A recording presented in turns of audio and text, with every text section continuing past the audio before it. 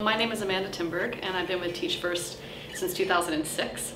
And the role I currently have is Executive Director of Program. I look after all our graduate recruitment, our leadership training, our ambassador network, and also all of our work to ensure that we're having the biggest impact possible. When I heard about LRTT and I heard about the work they were doing in schools, it just seemed like a great opportunity to go and find out what was happening. I'm Pat O'Shea, and I've been a secondary head teacher in 2 different schools.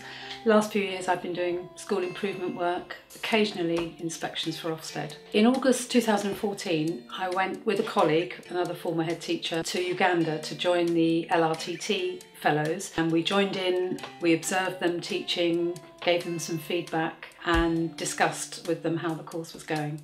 One of the things was just having the chance to really explore what was going on in the classrooms of the Ugandan teachers and trying to understand what the trends were across that locality in order to pull that together to develop the best possible workshops that they were then going to deliver in the weeks following. You could see that they were gaining in confidence and resilience through having to adapt to the situation that they were in. They were actually delivering CPD to Ugandan teachers, and that was quite demanding for young teachers, but they were rising to that challenge in a really impressive way.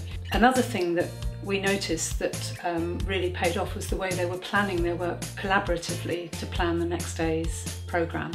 I think this practice is really going to improve some of the teaching in the UK because it just ingrains a kind of critical approach, which means that when you go back to your own classroom, you're able to really think through what you're doing, why you're doing it, in a way that I think you wouldn't have that opportunity if you hadn't really tried to apply it in such a different context.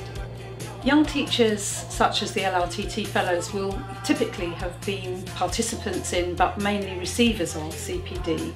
Here they were actually delivering CPD, and I think that opportunity to share good practice in that leadership way probably wouldn't normally come to them until significantly later in their careers. There were primary teachers, there were secondary teachers, there were fairly new teachers, there were middle leaders, senior leaders, and then you took them and you put them into a completely different context where they were working with their peers with completely different kind of context in terms of the curriculum, in terms of the amount of resources they had, and it just felt to me like this incredibly stimulating environment. When those young teachers come back to schools in the UK, I would be sure that they would bring back that confidence and that increased sense of their own professional competence, flexibility and creativity, and I think it's a really good way of growing young teachers on who might be quite soon going on in their careers to go into middle leadership positions or beyond. And working together with people, both the Ugandan teachers, their peers, across phases, across localities, to kind of come up with something that felt